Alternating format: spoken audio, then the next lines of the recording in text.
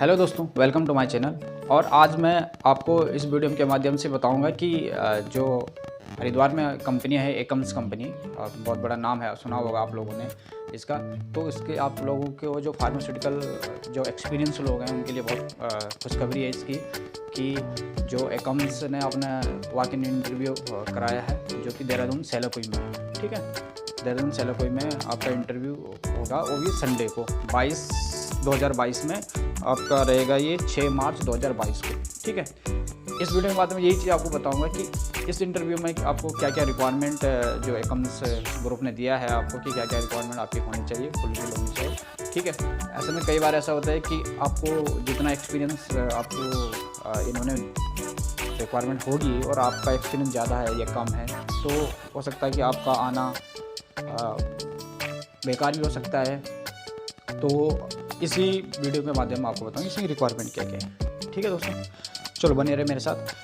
मैं बात करता हूँ कि ये जो इंटरव्यू है कहाँ पे है। ये इंटरव्यू आपका सेलाकुई देहरादून में है। ठीक है, जो कि आपका कॉम्पिटेंट प्लेस में है। कॉम्पिटेंट प्लेस V1 जो होटल है, दोनों ही के नाम से है, V1 होटल बोले आप या कॉम्पिटेंट प्लेस। ठीक है, आपको सेलाकुई में है। अगर आप देहरादून से आते हो, हरिद्वार साइड से आते हो, तो आपको सेलाकुई आने के लिए आपको पहले आपको ISBT आना पड़ेगा और ISBT से 25-30 किलोमीटर अप्रॉक्स आपको सेलाकुई आना पड़ेगा। ठीक है, अगर आप पोंटा साहिब से आते हो तो पोंटा साहिब से आने पे वैसे 30-32 किलोमीटर पड़ेगा आप लोगों को, जो कि आपको सेलाकुई आना पड़ेगा। ठीक है, तो सेलाकुई जब भी आओगे, इंडस्ट्री एरिया जहाँ से स्टार्ट हो जाती है वहीं पे उसका लोकेशन है।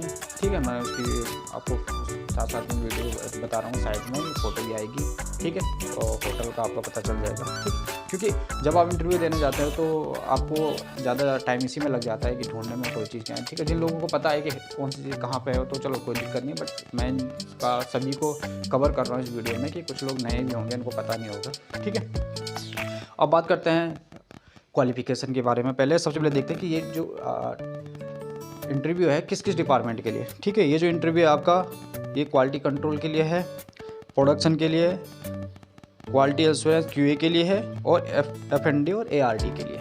ठीक है, ये 4 जो डिपार्टमेंट है इनके लिए इंटरव्यू है आपका। ठीक है, बात करते हैं क्वालिटी कंट्रोल के लिए क्वालिफ़िकेशन की। क्वालिटी कंट्रोल में जो MSc है, MSc केमिस्ट्री से चाहिए, MSc micro, B pharma, B.Tech biotechnology से। ठीक है, BSc। ठीक है, ये जो रिक्वायरमेंट है ये आपकी रिक्वायरमेंट फुलफिल होनी चाहिए।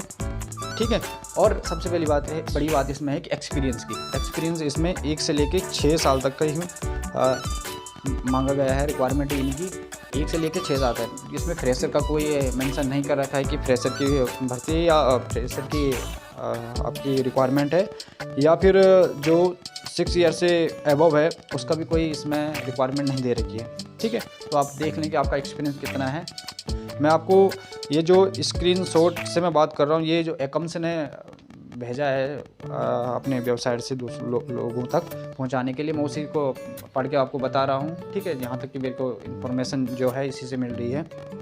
ठीक है, आगे बात करते हैं कि इसमें आपको सभी चीज़ के लिए, जैसे मतलब आपको स्टेबिलिटी भी में अगर आप हो, या फिर RM में हो, फिनिश में हो, MB में, एनालिटिकल ट्रांसफ़र मेथड में। ठीक है, आपको GLP में हो, GMP गाइडलाइन के लिए भी है, सॉफ्टवेयर आपको LIMS है, SAP है, इन सब के बारे में आपको अगर आपको पता है या फिर आप इसी में काम करते हैं तो आपके लिए बहुत ही अच्छा है कि आप इंटरव्यू देने आओ और अपना फ्यूचर और डेवलप करो। ठीक है, उसके बाद है आपका HPLC, UPLC, GC, UB, FTR microbiology test. ठीक है, ये माइक्रोबायोलॉजी टेस्टिंग का मतलब ये है कि माइक्रो के लिए भी इंटरव्यू है इसमें। ठीक है, और इसमें जो ऑफिसर और एग्जीक्यूटिव लेवल तक के हैं, आप ऑफिसर से लेकर एग्जीक्यूटिव तक के बीच में जो भी है रिक्वायरमेंट इससे। ठीक है, बट आपको 1 से लेकर 6 साल का एक्सपीरियंस ही मांगा है इसमें। बात करते हैं प्रोडक्शन की। प्रोडक्शन में जो क्वालिफिकेशन की बात करते हैं उसमें है BSc, MSc, आपका B फार्मा। ठीक है, जो कि 3 से लेकर 6 साल का एक्सपीरियंस है। ठीक है, और ये किस किस में, लिक्विड में, इंजेक्शन में, OSD में, ऑइंटमेंट में और कैप्सूल में। ठीक है, ये आपको रिक्वायरमेंट है किसमें, प्रोडक्शन के लिए। अब बात करते हैं चलो अब बात करते हैं क्यूए डिपार्टमेंट की कि क्यूए डिपार्टमेंट के लिए आपको क्या क्या रिक्वायरमेंट है। क्यूए डिपार्टमेंट के लिए जो आपकी रिक्वायरमेंट है वो आपका MSc, B pharma, M pharma, ठीक है, और 3 से लेकर 6 साल का एक्सपीरियंस है, ठीक है। इसमें भी वही चीज़ आपको फ्रेशर से नहीं रिकमेंडेड कर रखा है। आपको जो रिक्वायरमेंट है वो 3 से 6 साल, इनको जो रिक्वायरमेंट है वो 3 से 6 साल का है। आप देख लें कि आपका एक्सपीरियंस कितना है, इससे उसी के अकॉर्डिंग आप आने का, देखो आने का तो आपका भी हो सकता है, आप एक्सपीरियंस भी ना भी और आप अपना नॉलेज के लिए, डेवलप के लिए आप आना चाह रहे हो तो कोई दिक्कत, बट जो डॉक्यूमेंट मांगे हैं मैं उसी के डॉक्यूमेंट के अकॉर्डिंग आपको बता रहा हूँ, ठीक है। उसके बाद है आपका 3 से लेकर 6 साल का मांगा है। इसमें क्या है, IPQA, change control, CAPA, deviation, QMS, qualification, validation, activity, ठीक है, OSD, इंजेक्शन और न्यूट्रास्यूटिकल्स, ठीक है। अगर आपको न्यूट्रास्यूटिकल्स का भी एक्सपीरियंस है तो इसमें आप कवर कर सकते हो और आपके लिए बहुत ही अच्छा मौका है, ठीक है।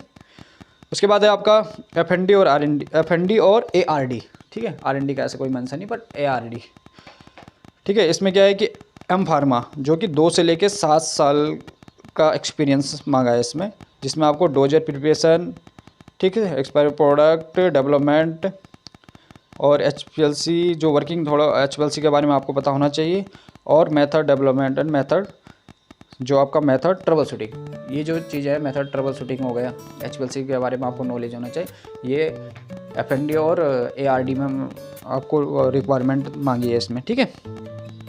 अब इसमें जो इम्पोर्टेंट है वो अटेंशन पॉइंट है, जो सभी को पता होना चाहिए कि इसमें क्या क्या अटेंशन पॉइंट है।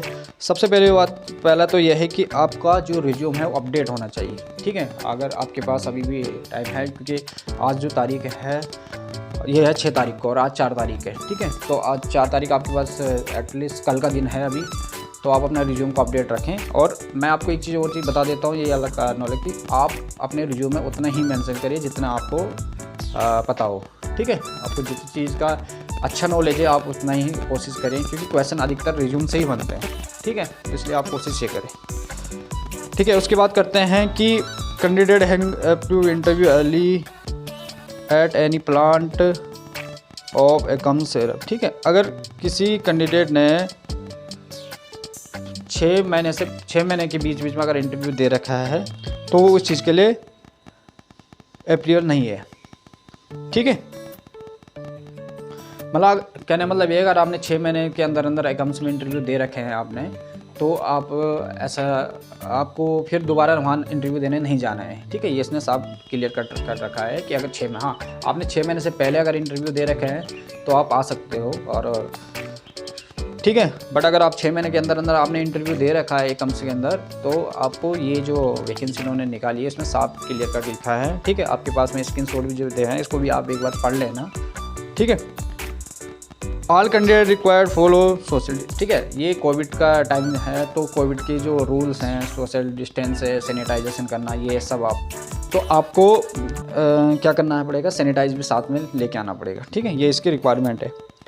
उसके बाद करते हैं कि candidate who not available to attend, ठीक है। इसमें एक चीज़ें बहुत अच्छी दे रखी है कि अगर कोई कैंडिडेट ऐसा है कि उस टाइम तक अवेलेबल नहीं हो पाता है, या फिर आने में थोड़ा लेट हो जाती है और वो नहीं इंटरव्यू दे पाता है, तो आप इनकी जो एकाउंट्स की जो इनका वेबसाइट है, उस वेबसाइट पे आप इसका रिज्यूम भेज सकते हैं, तो आपको जब भी होगा कॉल कर सकते हैं आपको, ठीक है दोस्तों।